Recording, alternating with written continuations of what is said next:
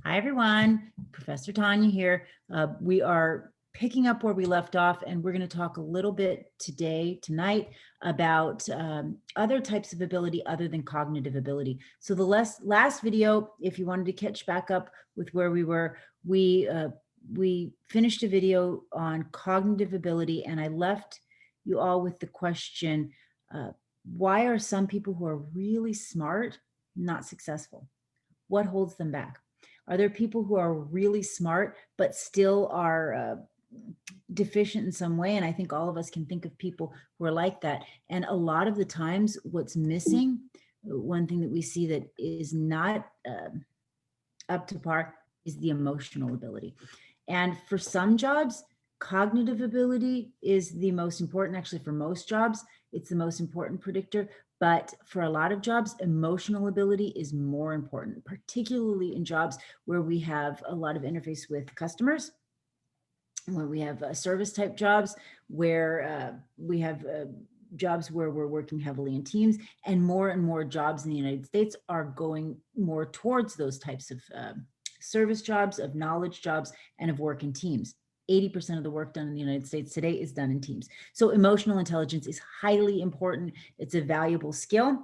And so that's another thing that we can test when we're hiring people to decide who we want to bring onto our teams. And we can also test our existing employees. So emotional ability is that ability in humans that affects our social functioning, our emotional intelligence, EQ, it's often called. And it consists of four primary but related abilities. And those include the awareness of ourself and others, and the regulation and use of our emotions and others' emotions.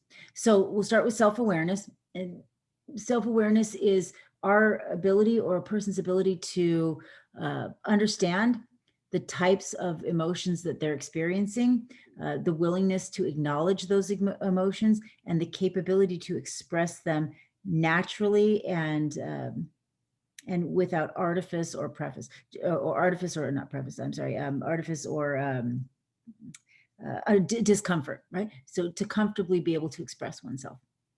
For a lot of people, this is difficult. Other awareness is the ability to recognize what other people are feeling, the emotions that other people are feeling, and to naturally and comfortably discuss those emotions if need be, or address them, or ignore them oftentimes when need be. So it's not just about embracing our emotions, but sometimes it's about knowing when to express them and when to not. And that has to do with our emotional regulation. So if you notice, there are some people who, so everybody has highs and lows. And when we're high, sometimes we think we're always going to be high, everything's going to be good, but we know that that's not the case. And when we're low, we also know that that's a very temporary thing. People with a good sense of emotion, or a good level of emotional regulation, are able to very quickly recover from those downs in life and bounce back. Now, that's not to say that they don't feel them. They often feel them. Well, studies show that they often feel them at an even greater level sometimes.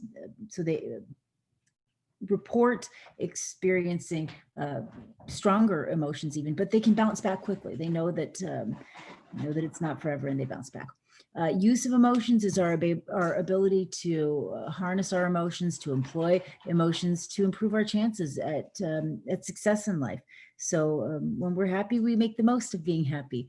And when we're sad, we recover quickly. One thing I wanted to say about emotion regulation, this is also so important in business. And emotion regulation is it's not just our ability to to keep our emotions under control and to behave in such a way that we're not blowing up at people, we're not being angry at people, and that's part of it, right? That's part of it. But part of it is also being able to control when we're overly excited or happy about something. So I remember last semester when we were back on campus, or no, it was about a year ago, we were on campus, and I had to take some time off. I was having a health issue, and I had to have surgery. It was a pretty serious health issue. And I had a group of students in one of my entry-level classes that I announced that I'd be taking some time off from classes. And of course, the students were happy that they got to have some time off from classes. Now, when I made the same announcement to my graduate level class, they were, I know they're happy underneath, but they don't show that they're happy. They said things like, we'll be thinking of you. We hope you feel well. I wish you well. The younger students, the first year students, actually clapped. It was horrible. They clapped. They were so happy. They were just excited that they got some time off from class, which is kind of a terrible thing when somebody tells you something bad, right? So that's part of the emotion regulation is the ability to control both good and bad emotions, happy or sad, whether it's not good or bad. So I think all of us can think of people who have a high degree of cognitive ability, but maybe a very, very poor degree of emotional intelligence. I don't know if any of you watch the show Sherlock, but I love that show. It's such a good show. And Sherlock is a great example, right? He's highly intelligent, but highly intelligent cognitively, but the emotional ability is just terrible. And there are physical disabilities that can affect this. There are cognitive impairments, and autism is one of the cognitive or disabilities that can have a big impact on our emotional ability, our ability to deal well with others. Asperger's syndrome is another, and what's very interesting in those is that those often correlate with high levels of other types of intelligence, including cognitive ability. All right, so moving on, let's talk a little bit about physical ability. And we don't talk as much as we used to talk about physical ability in business because it's not as relevant for most types of business. Now, that's not to say that it's not relevant. For some types of business, it is relevant, right? Firefighters, physical ability comes into play. Train directors, pilots, yoga instructors, anybody who relies upon their physical strength, stamina, or general well-being, then physical ability does come into play. We can't test for physical ability unless it's part of the job itself when we're hiring, and often to avoid.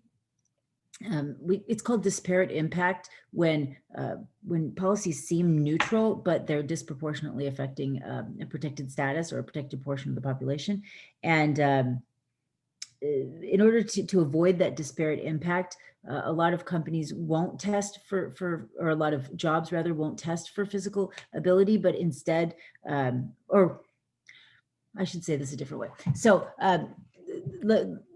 for a firefighter, for example, it used to be that a firefighter, if we wanted to hire a firefighter, we would say they needed to be a certain height, a certain weight, but that was causing an unfair disadvantage to people who were often women or people, certain minority groups. And so they will instead test things like endurance and strength, and actually have people test on a series of physical challenges, like carrying a hose, or they have to do many different tests. So physical ability does come into play, and physical ability is broken down into strength, how strong we are, right? Our stamina, or how able we are to endure any type of physical activity for a given amount of time. Flexibility, coordination. Psychomotor is interesting. That's actually where psychomotor is where cognitive ability or our intelligence, our brain, meets our body, right? So this is psychomotor abilities are all of the abilities that our brain controls the movement for. So things like walking, fine motor skills, these are all psychomotor skills. Anything that dancing, anything that where our body is controlled by our mind is a psychomotor skill. And Sensory skills include all of our, obviously, our five senses. Taste, touch, smell, hearing, but they also include vestibular, and they also include proprioception. And I know earlier I was talking about proprioception almost as a cognitive ability, saying it was like a spatial ability, but truly it really more is a physical ability, because it's a type of sensory perception, proprioception. And, I think we talked about that before, but that's our ability to, it's our ability to know where we are in space, to feel where our muscles are, and where our skin is, and our joints, our ligaments, our tendons, everything, feel where the position is in space, right? Clumsy kids have a bad proprioceptive sense. Now, vestibular sense is just a kind of a fancy way of saying our balance system, right? So can we walk straight? Can we run straight? Can we keep our balance? And that has to do with our inner ear, right? All right, so which other skills or abilities did we not talk about? I think we covered most of them. We talked about cognitive ability first, and then in this video, we talked about emotional and physical ability. All of these together make up our overall ability. And why do we care? That's always the question in business, right? Why does this matter to us? Well, it matters because this has a big, big, big impact on job performance and organizational commitment, particularly when you look at cognitive ability and you correlate that with job performance, task performance specifically. Now, general cognitive ability, so all of the types of the 5 facets of cognitive ability that we discussed together, has a very, very strong positive correlation with task performance, more than any other facet, right? Anything we've talked about in this class so far, cognitive ability is a bigger predictor of overall job success. And remember when we were talking about personality, and we said, personality is a very strong predictor of success, particularly the facet of personality that has the biggest predictor would be conscientiousness. Even more than conscientiousness, cognitive ability. So I think about that. Think about what I'm saying. Cognitive ability is the biggest predictor of job performance. It doesn't matter what job it is, for the most part. We can predict how well you'll do at that job. So what I'm saying is, if you're smart, you'll do well at work, right? And I think that makes sense to most of us intuitively when you think about it. If you're intelligent, you're more likely to succeed at a given job. You're in terms of task performance, right? Now, in terms of some of the other types of job performance and citizenship behaviors, doesn't really have any effect on right, citizenship behaviors or counterproductive behaviors. You're not less likely to steal or do something unethical because you're smart. However, it definitely has an impact on how well you can do the tasks. Now, organizational commitment. There really is not any correlation. Smart employees aren't more likely to stay at a company than leave a company, but it's still important. So actually at my business, I test 2 things before I hire anyone. I test cognitive ability and I test emotional intelligence. And well, I shouldn't say I test 2 things. There's more things that I look at, but those are the 2 tests that I give because they're so good at predicting future job performance. So that's that. I hope you enjoyed this lecture, and I will see you in the next one. All right, take care.